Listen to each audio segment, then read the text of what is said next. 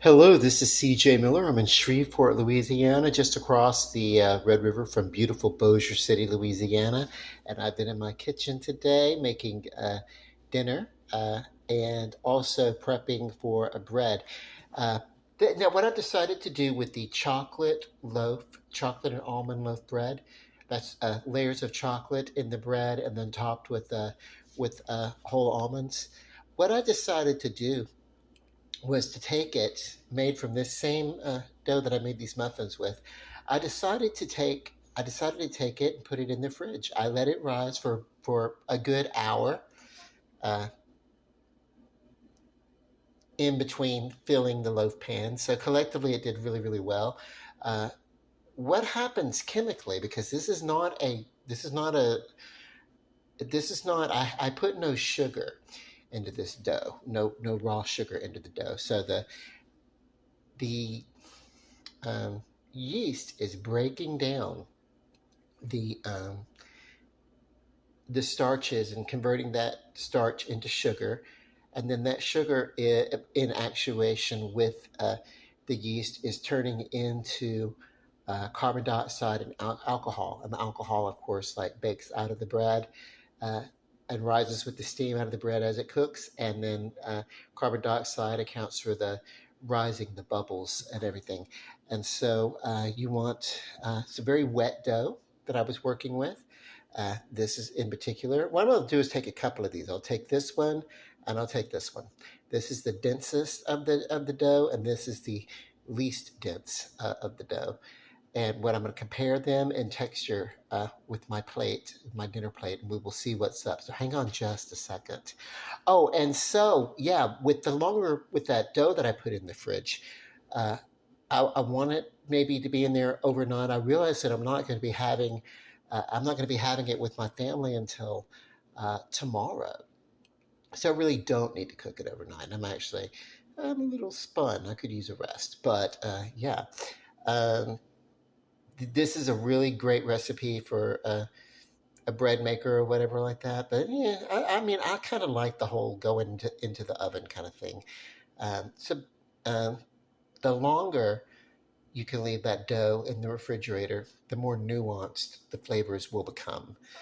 Uh, because of the way the yeast is acting with the starch, converting it to sugar, and then converting it further into carbon dioxide and air. And of course, there will still be some uh, glutens and starches and everything like that. So it's not an overtly healthy bread, but it's probably better than making it yourself. It's probably better than buying a packaged bread, because it can be a little bit fresher.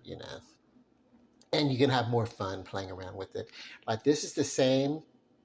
This bread muffin is the same uh, dough, making use of different consistencies from drier batter to wetter batter uh,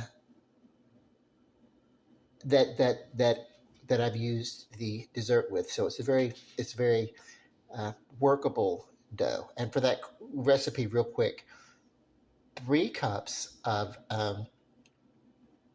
self-rising flour, 2 tablespoons of quick yeast, um, about a cup and a half of really warm water, and I actually used probably about a fourth of a cup of additional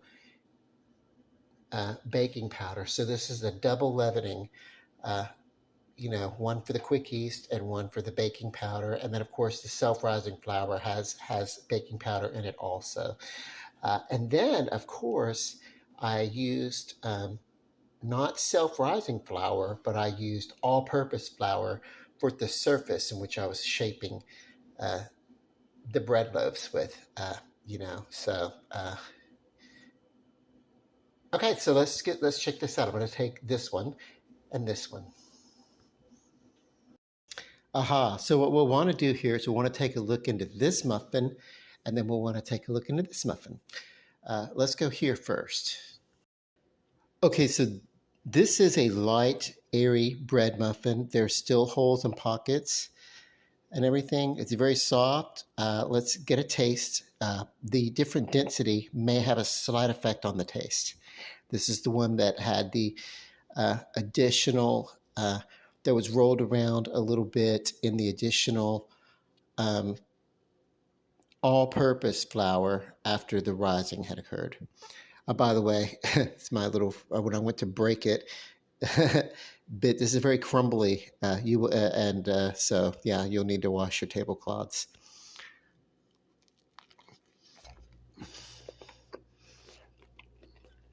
Very hearty and very good. It is, it is very glutinous and it is slightly firm. This would be a really, really good uh, dinner bread with the denser kind. Mm. But yeah, you can definitely tell. You can definitely, yeah. It could use some sweetness. It could use maybe a little honey, butter. It could use butter, but it's all right. It's good. Everything that you think it should be. It's got a good artisan bread flavor. Like it does have that, where it tastes more earthy and homemade than your traditional Wonder Bread or Sunbeam or whatever gets made in your neck of the woods. Um, I would definitely use this recipe again.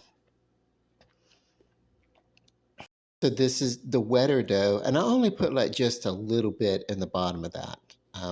So that's why it didn't get. That's why it doesn't look like it's gotten as much rise as the other one. The other one, there was more dough in the cup of that pan. Um, but this is a moister, so we get like a moister. Let's compare the two side by side. So here's, I'm gonna need to get this out of the way. I'll just here. Oh. So side by side, a denser uh, and a more moist dough. Um, there's a little bit of flour here, a little bit more moist dough. So, and like I said, there was more volume in here. This didn't rise more. There was actually just more of it in the cup.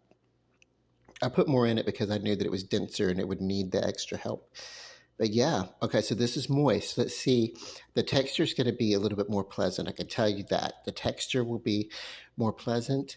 Let's take a taste. Look at these big pockets. Even within this narrow bit, there's these deep pockets of air. So this is doing everything that we want it to do. Mm.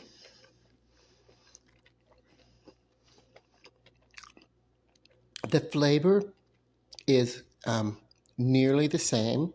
I will say it seems to be a little bit more pulled together.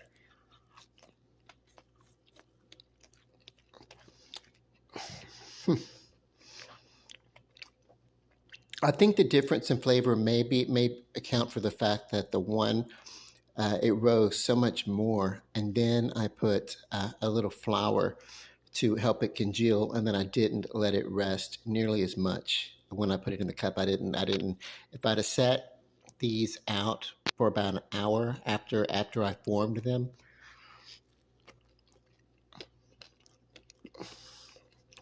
the flavor would be a little bit more together. But either way, this is very good dinner bread. You can't go wrong with this. Trust me. People are going to love you for it when you give them this. I'm going to taste the pork chop too. Be honest with you, there's nothing special to this pork chop. Marinate overnight in your favorite Italian dressing, and then shake it off. Put it on a pan and bake them. For 350 for about 20 to 30 minutes. You determine when it's done. Aha, let's see. Very, very, very delicious. I'm just like knocking over stuff. My table is cheap, so it shakes when I cut it. I have another table that's a little bit more together. I think I'll probably change this one out. Uh, and use the other one as my. I don't know. I'll see which one is more sturdy.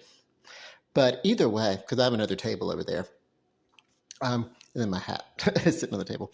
Um, when you're sitting at home alone, you don't always have a formal table set and stuff, and so my table does become sort of a catch-all sometimes. Um, yeah, this is really good. This is a really good bread. I really like it. Um,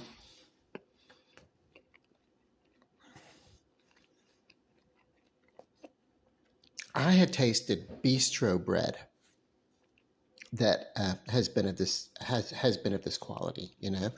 A good tear apart table bread kind of thing. So you know, um, and like I said, it works really really great. Now what I'm going to do is I'll have some of these left over, and I will actually. Well, no, I mean it won't really do any good because I've got the chocolate that since I could compare the flavor of the doughs overnight. Uh, letting it rest, letting the dough rise for an hour and a half to 2 hours, and then or and then baking or letting it rise very slowly and break down overnight. What the difference is, uh, uh, but since I did such a vast, uh, I did that additional um, Nestle Toll House chocolate chips and everything like that. I'm not really going to be able to get a good reading on that. But tomorrow I will talk about the bread. And yeah, because at this point, I've said it before. It's not a trilogy. It's a franchise. Uh, Love and light, peace. Good night.